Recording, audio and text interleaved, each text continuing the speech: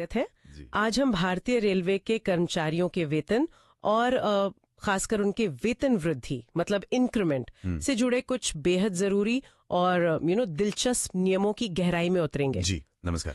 ये वाकई एक अहम विषय है। हाँ। और हमारे पास जानकारी के स्रोत भी काफी ठोस है। रेलवे के मौलिक नियम हैं, रेलवे फंडामेंटल रूल्स, खासकर उनका चैप्टर 13 और साथ ही कुछ जरूरी सर्कुलर और खबरें भी हैं जैसे IRSA और CGE न्यूज से मिली जानकारी। बिल्कुल, ये नियम काफी विस्तृत हैं। देखिए, हमारा मकसद सिर्फ नियमों को पढ़ना नहीं है बल्कि उनके पीछे की वजह, उनका असल मतलब समझना है। जैसे भाई, ये वेतन होता क्या है रेलवे की नजर में? क्या सब कुछ वेतन है?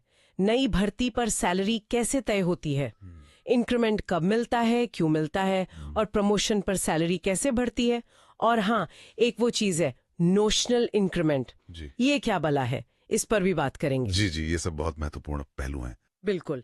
और क्या कभी सोचा है कि रेलवे में साल की सिर्फ 2 ही तारीखें क्यों है, 1 जनवरी या 1 जुलाई, जब किसी की सैलरी बढ़ सकती है? मतलब कोई और तारीख क्यों नहीं? या फिर जब किसी का प्रमोशन होता है तो उसकी सैलरी कैसे कैलकुलेट होती है? क्या उसके पास कोई चॉइस होती है? चलिए आज इन्हीं सब गुत्थियों को सुलझाने की कोशिश करते हैं। देखते हैं ये नियम क्या कहते हैं। जरूर। तो शुरुआत करते हैं सबसे बेसिक सवाल से। जब हम इन नियमों में वेतन या पे कहते हैं तो इसका ठीक ठीक मतलब क्या होता है? क्या इसमें सारे अलाउंस वगैरह भी शामिल है? ये अच्छा सवाल है। शुरुआत यहीं से होनी चाहिए।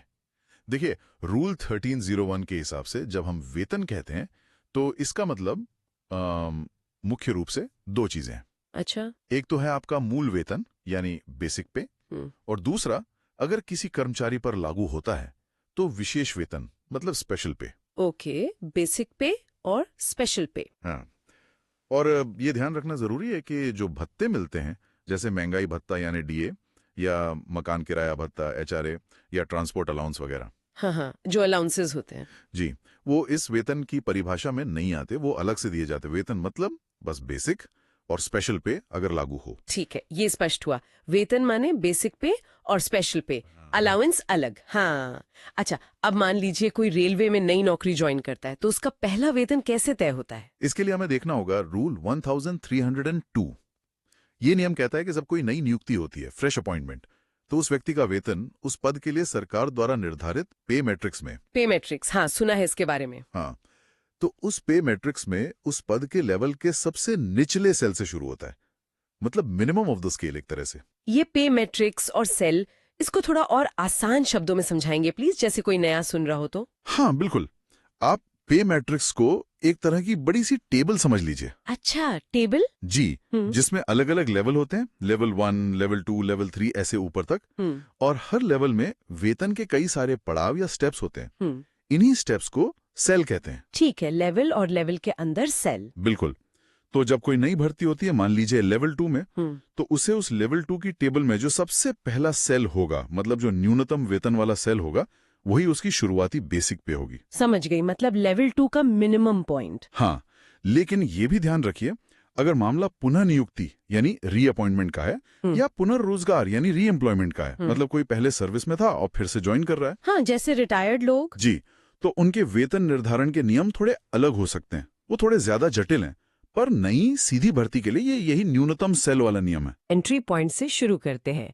चलिए अब उस चीज पर आते हैं जिसका हर कर्मचारी को बेसब्री से इंतजार रहता है, वेतन वृद्धि या इंक्रीमेंट। हाँ, इंक्रीमेंट। इसके क्या नियम है? सुना है इसमें कुछ पेचीदगियां हैं, खासकर तारीखों को लेकर। बिल्कुल, इंक्रीमेंट के नियम काफी महत्वपूर्ण है। ये आपको मिलेंगे रूल 1306 और 1307 में। रूल 1306 ये बताता है कि इंक्रीमेंट मिलता कैसे है। आमतौर पर इंक्रीमेंट का मतलब होता है कि आप अपने पे मैट्रिक्स के जिस सेल पर हैं उससे अगले सेल पर चले जाते हैं। अच्छा, मतलब एक स्टेप ऊपर? हाँ, एक स्टेप ऊपर। और व्यवहार में ये बढ़ोतरी अक्सर आपकी बेसिक पे में लगभग 3% के आसपास होती है। ये मैट्रिक्स की बनावट पर भी निर्भर करता है, पर मोटा मोटा 3%। ठीक है। और वो तारीखों वाला नियम कि साल में 2 ही बार इंक्रीमेंट लगता है, वो रूल 1307 है ना? हाँ बिल्कुल, रूल 1307 ही वो चाबी है जो ये तय करती है कि इंक्रीमेंट मिलेगा कब। और यहीं वो 2 खास तारीखें आती हैं, 1 जनवरी और 1 जुलाई। सिर्फ ये 2 ही तारीखें? जी हाँ, मौजूदा व्यवस्था के अनुसार किसी भी रेलवे कर्मचारी को वेतन वृद्धि साल में इन्हीं 2 तारीखों में से किसी पर ही मिल सकती है। और यह भी याद रखना जरूरी है कि हर कर्मचारी को साल में केवल एक ही इंक्रीमेंट मिलेगा। ऐसा नहीं कि दोनों तारीखों पर मिल जाए। अच्छा, साल में एक ही बार, और वो भी या तो 1 जनवरी को या 1 जुलाई को। पर ये कैसे तय होता है कि किसे जनवरी में मिलेगा और किसे जुलाई में? इसका क्या लॉजिक है? इसका एक सीधा सा फॉर्मूला है जो रूल 1307 में दिया गया है, जैसा कि IRS से जैसे स्रोत भी बताते हैं। नियम यह है, ध्यान से सुनिएगा। अगर किसी कर्मचारी की नियुक्ति, ज्वाइनिंग या प्रमोशन या कोई वित्तीय अपग्रेडेशन जैसे MSCP वगैरह। हाँ, MSCP जो बिना प्रमोशन के वेतन वृद्धि है। जी, तो अगर ये सब 2 जनवरी से 8 जुलाई के बीच इन दोनों दिनों को मिलाकर होता है तो उसकी अगली वेतन वृद्धि आने वाली 1 जनवरी को होगी। अच्छा, जनवरी से जुलाई के बीच हुआ तो अगली जनवरी को।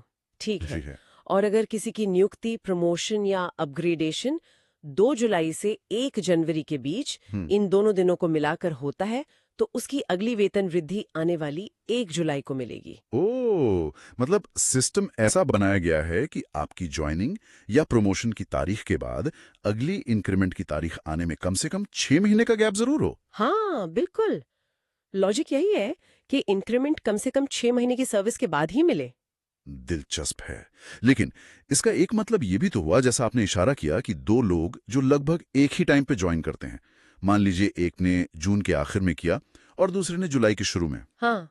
तो उनकी पहली इंक्रीमेंट की तारीख में तो 6 महीने का फर्क आ सकता है। हाँ, एक को जनवरी में मिल जाएगी, दूसरे को अगली जुलाई का इंतजार करना पड़ेगा। हाँ, ये हो सकता है, बिल्कुल हो सकता है। क्या इससे कर्मचारियों में थोड़ी निराशा नहीं आती होगी कि बस कुछ दिन के फर्क से 6 महीने का अंतर पड़ गया? देखिए, ये एक वाजिब सवाल है। प्रशासनिक नजरिए से देखें तो साल में 2 फिक्स तारीखें होने से मतलब कैलकुलेशंस वगैरह आसान हो जाती हैं। हाँ। काम में यूनिफॉर्मिटी रहती है। हाँ, वो तो है। लेकिन हाँ, व्यक्तिगत स्तर पर कर्मचारियों के बीच तुलना या थोड़ी मायूसी की भावना आ सकती है। हाँ, खासकर जब कोई सहकर्मी जो बस कुछ दिन बाद ज्वाइन हुआ हो, उसे पहले इंक्रीमेंट मिल जाए। ये सिस्टम का एक कह सकते हैं साइड इफेक्ट है। हाँ। ठीक है, ये तो हुई इंक्रीमेंट की तारीख की बात। अब क्या इंक्रीमेंट पाने के लिए कुछ शर्तें भी होती हैं? जैसे क्या सारी ड्यूटी या छुट्टियां गिनी जाती हैं इसके लिए? हाँ, बिल्कुल शर्तें होती हैं। इंक्रीमेंट के लिए आपकी सर्विस कैसे गिनी जाएगी, ये रूल 1308 और संबंधित मास्टर सर्कुलर्स में बताया गया है। IRS स्रोत में भी इसका जिक्र है।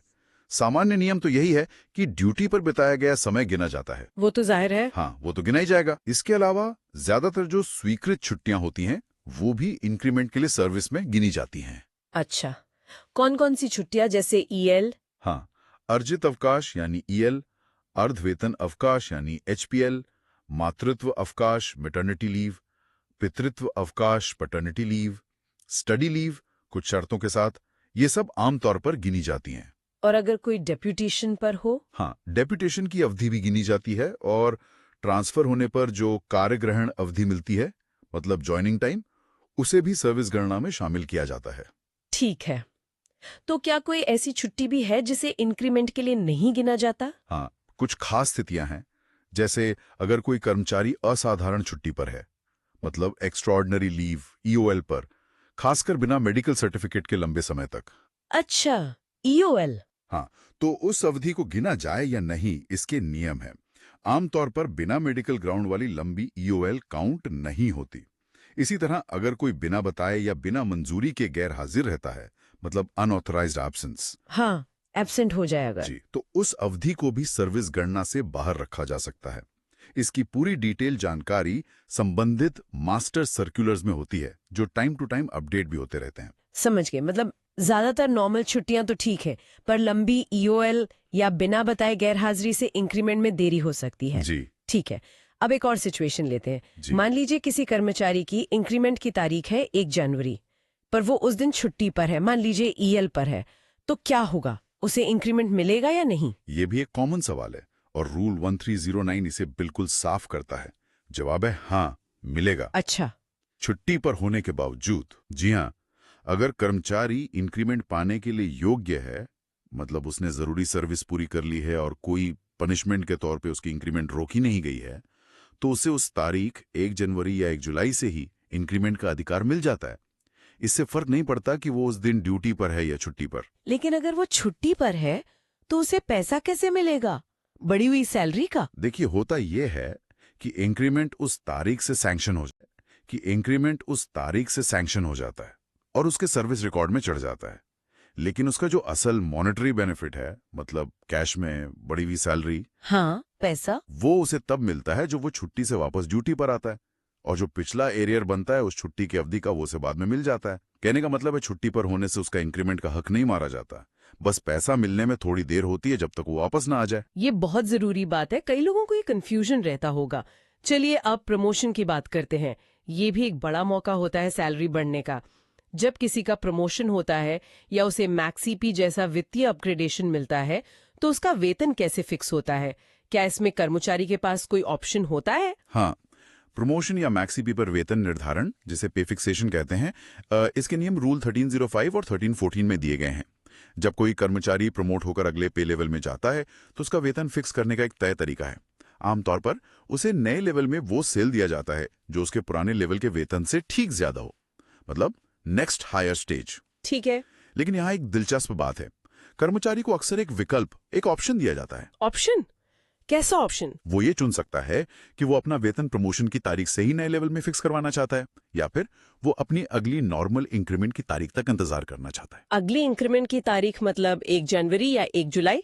जी हाँ, वो इंतजार कर सकता है और तब प्रमोशन का लाभ लेना चाहता है। अरे, ये ऑप्शन क्यों दिया जाता है? इससे कर्मचारी को क्या फायदा या नुकसान हो सकता है? ये ऑप्शन इसलिए दिया जाता है क्योंकि दोनों स्थितियों में, मतलब तुरंत फिक्सेशन या इंक्रीमेंट डेट फॉर फिक्सेशन, कर्मचारी को मिलने वाला कुल वित्तीय लाभ अलग अलग हो सकता है। अच्छा, कैसे? देखिए, कभी कभी प्रमोशन की तारीख पर ही फिक्सेशन कराना ज्यादा फायदेमंद होता है, खासकर अगर अगली इंक्रीमेंट की तारीख अभी दूर हो।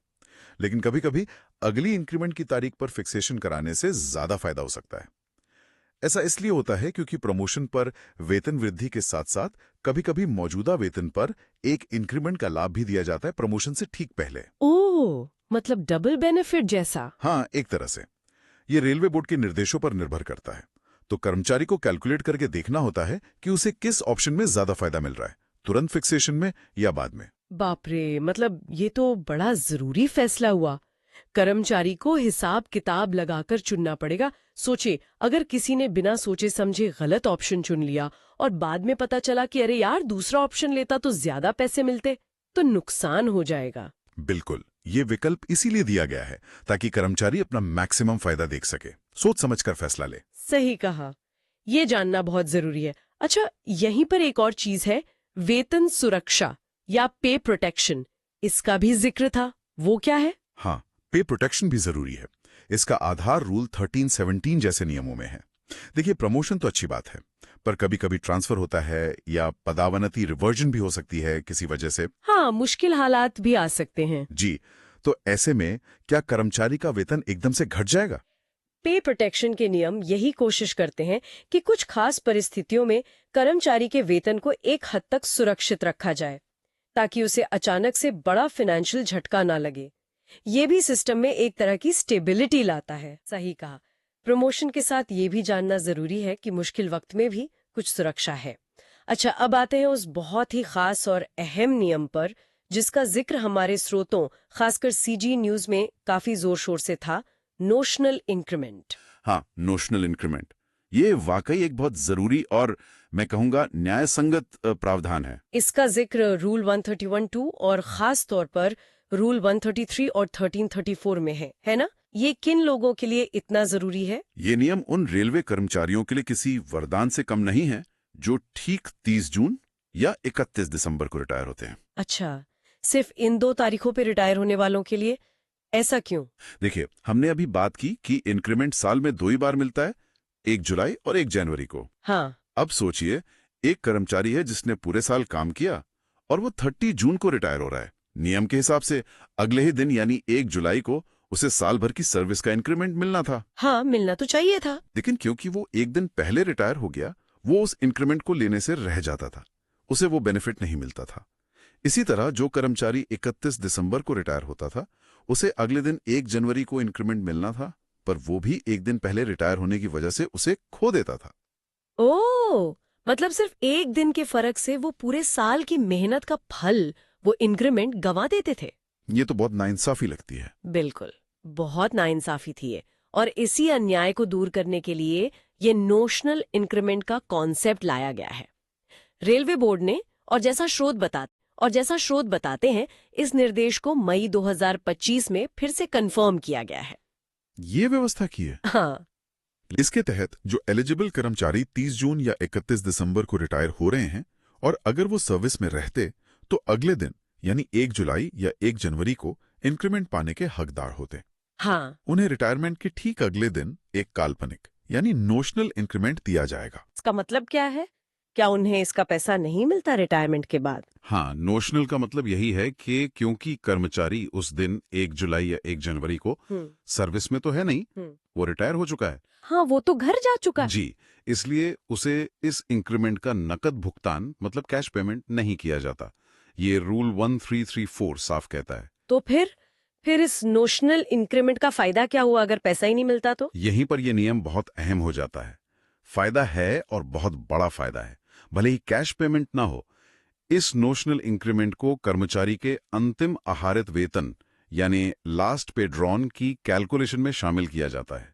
अच्छा, मतलब ये मान लिया जाता है कि रिटायर होने से ठीक पहले उसका वेतन इस काल्पनिक इंक्रीमेंट को जोड़कर कितना होता? बिल्कुल सही, एग्जैक्टली। और इसका असर कहाँ पड़ता है फिर? इसका सीधा और बड़ा असर पड़ता है कर्मचारी के पेंशन पर और दूसरे रिटायरमेंट बेनिफिट्स पर, जैसे कि ग्रेचुइटी। ओ, पेंशन और ग्रेचुइटी पर? जी हाँ, क्योंकि पेंशन और ग्रेचुइटी की कैलकुलेशन लास्ट पे ड्रॉन के आधार पर होती है। तो जब इस नोशनल इंक्रीमेंट की वजह से उनका आखिरी वेतन बढ़ जाता है तो उनकी मंथली पेंशन भी बढ़ जाती है और रिटायरमेंट पर मिलने वाली एकमुश्त ग्रेचुइटी की रकम भी बढ़ जाती है। अरे वाह, ये तो बहुत बड़ी बात है। हाँ, ये उन हजारों कर्मचारियों के लिए एक बहुत बड़ी राहत है जो सिर्फ एक दिन के अंतर से अपनी मेहनत की कमाई हुई वेतन वृद्धि खो देते थे।